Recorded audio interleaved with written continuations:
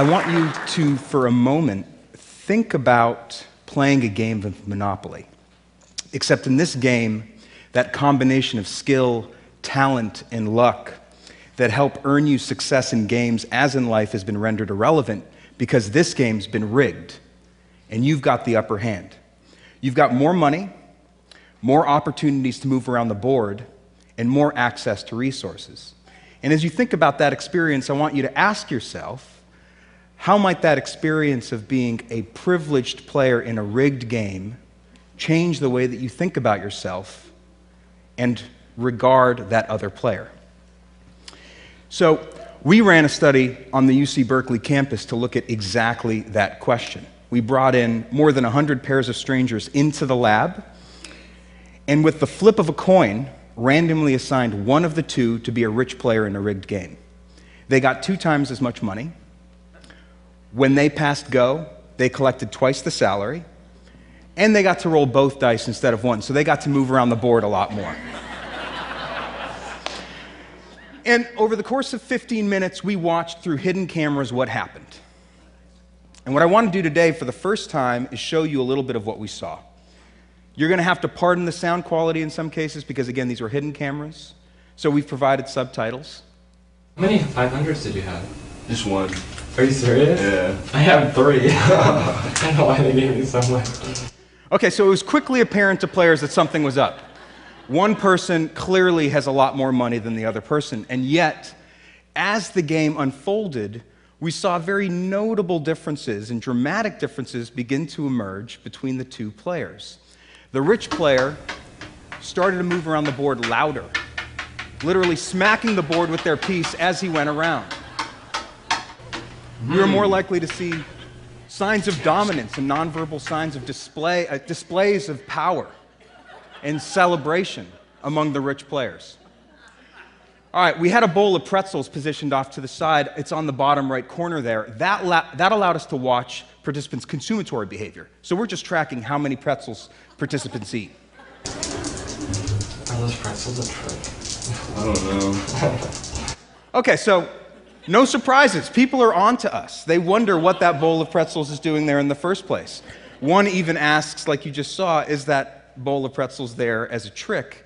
And yet, despite that, the power of the situation seems to inevitably dominate, and those rich players start to eat more pretzels. I want to try pretzels.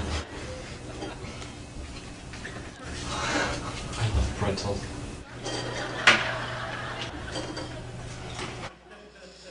And as the game went on, one of the really interesting and dramatic patterns that we observed begin to emerge was that the rich players actually started to become ruder toward the other person. Less and less sensitive to the plight of those poor players, and more demonstrative of their material success. More likely to showcase how well they're doing. I have some money. I have money for everything. You owe me $24 before. Lose all your money soon. I don't buy it. I mean, I have so much money. I have so much money, it takes me forever. I'm gonna buy out this whole board. You're gonna run out of money soon. I'm pretty much untouchable at this point. Okay, and here's what I think was really interesting, is that at the end of the 15 minutes, we asked the players to talk about their experience during the game. And when the rich players talked about why they'd inevitably won in this rigged game of Monopoly,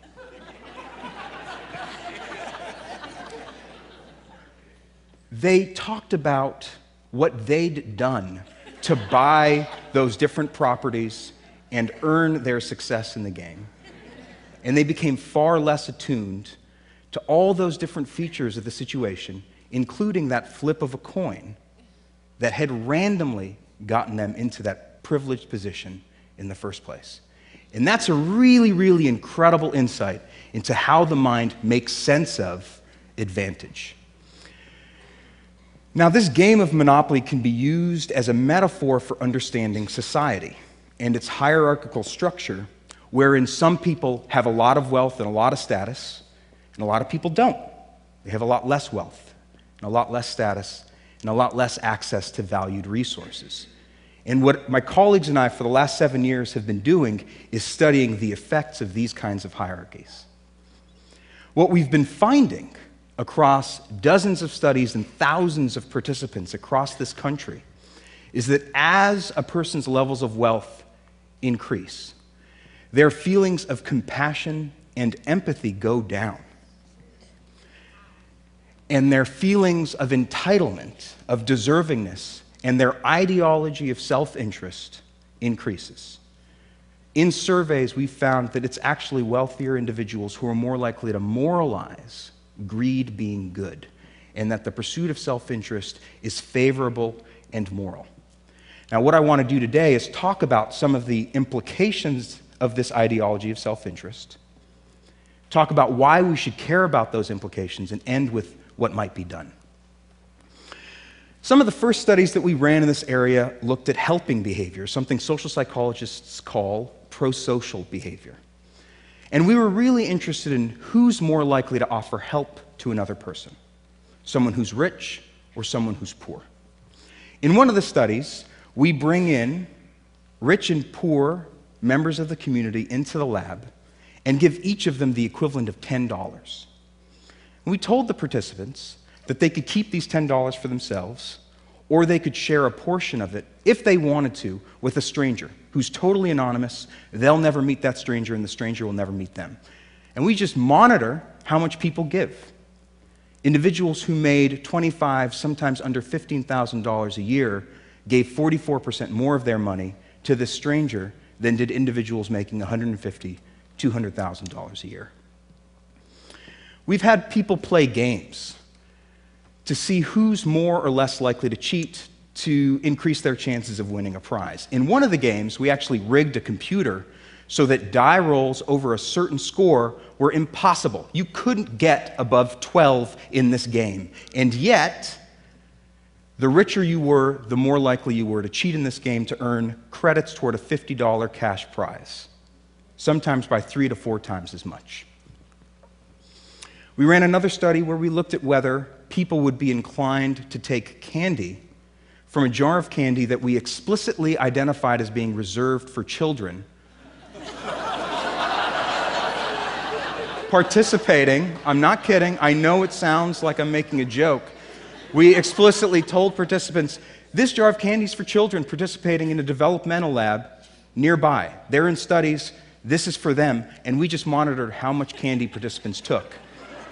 Participants who felt rich took 2 times as much candy as participants who felt poor. We've even studied cars, not just any cars, but whether drivers of different kinds of cars are more or less inclined to break the law. In one of these studies, we looked at whether drivers would stop for a pedestrian that we had posed waiting across at a crosswalk. Now, in California, as you all know, because I'm sure we all do this, it's the law to stop for a pedestrian who's waiting to cross. So here's an example of how we did it. That's our Confederate off to the left, posing as a pedestrian. He approaches as the red truck successfully stops. In typical California fashion, it's overtaken by the bus, who almost runs our pedestrian over.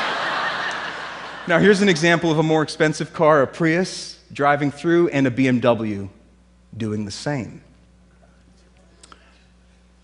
So we did this for hundreds of vehicles on several days, just tracking who stops and who doesn't.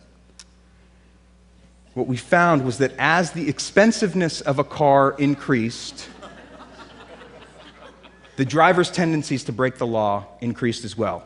None of the cars in our least expensive car category broke the law. Close to 50% of the cars in our most expensive vehicle category broke the law. We've run other studies finding that wealthier individuals are more likely to lie in negotiations, to endorse unethical behavior at work, like stealing cash from the cash register, taking bribes, lying to customers. Now, I don't mean to suggest that it's only wealthy people who show these patterns of behavior. Not at all. In fact, I think that we all, in our day-to-day, minute-by-minute lives, struggle with these competing motivations of when or if to put our own interests above the interests of other people. And that's understandable because the American dream is an idea in which we all have an equal opportunity to succeed and prosper as long as we apply ourselves and work hard. And a piece of that means that sometimes you need to put your own interests above the interests and well-being of other people around you. But what we're finding is that the wealthier you are, the more likely you are to pursue a vision of personal success, of achievement and accomplishment to the detriment of others around you. Here I've plotted for you the mean household income received by each fifth and top 5% of the population over the last 20 years. In 1993, the differences between the different quintiles of the population in terms of income are fairly egregious. It's not difficult to discern that there are differences.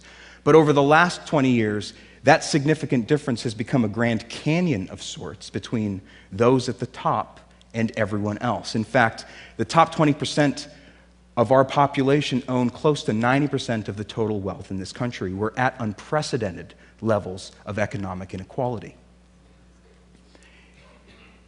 What that means is that wealth is not only becoming increasingly concentrated in the hands of a select group of individuals, but the American dream is becoming increasingly unattainable for an increasing majority of us.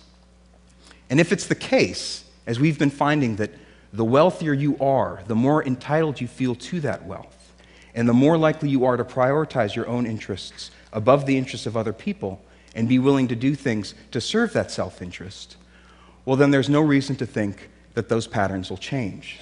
In fact, there's every reason to think that they'll only get worse.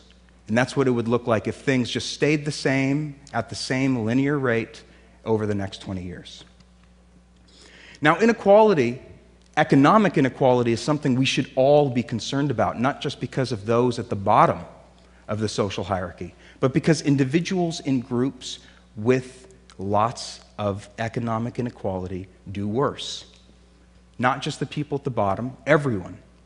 There's a lot of really compelling research coming out from top labs all over the world showcasing the range of things that are undermined as economic inequality gets worse.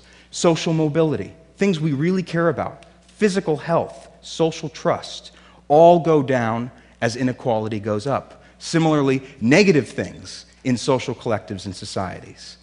Things like obesity and violence, imprisonment and punishment are exacerbated as economic inequality increases. Again, these are outcomes not just experienced by a few, but that resound across all strata of society. Even people at the top experience these outcomes.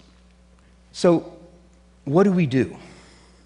This cascade of self-perpetuating, pernicious, negative effects could seem like something that's spun out of control, and there's nothing we can do about it. Certainly nothing we as individuals could do. But in fact, we've been finding in our own laboratory research that small psychological interventions, small changes to people's values, small nudges in certain directions can restore levels of egalitarianism and empathy. For instance, reminding people of the benefits of cooperation or the advantages of community cause wealthier individuals to be just as egalitarian as poor people. In one study, we had people watch a brief video, just 46 seconds long, about childhood poverty that served as a reminder of the needs of others in the world around them. And after watching that, we looked at how willing people were to offer up their own time to a stranger presented to them in the lab who was in distress. After watching this video, an hour later, rich people became just as generous of their own time to help out this other person, a stranger, as someone who's poor, suggesting that these differences are not innate or categorical, but are so malleable to slight changes in people's values and little nudges of compassion and bumps of empathy. And beyond the walls of our lab, we're even beginning to see signs of change in society. Bill Gates, one of our nation's wealthiest individuals, in his Harvard commencement speech, talked about the problem facing society of inequality as being the most daunting challenge. and talked about what must be done to combat it, saying, humanity's greatest advances are not in its discoveries, but in how those discoveries are applied to reduce inequity. And there's the Giving Pledge, in which more than 100 of our nation's wealthiest individuals are pledging half of their fortunes to charity. And there's the emergence of dozens of grassroots movements, like We Are the 1%, the Resource Generation, or Wealth for Common Good, in which the most privileged members of the population, members of the 1% and elsewhere, people who are wealthy, are using their own economic resources, adults and youth alike. That's what's most striking to me. Leveraging their own privilege, their own economic resources to combat inequality by advocating for social policies, changes in social values, and changes in people's behavior that work against their own economic interests, but that may ultimately restore the American dream. Thank you.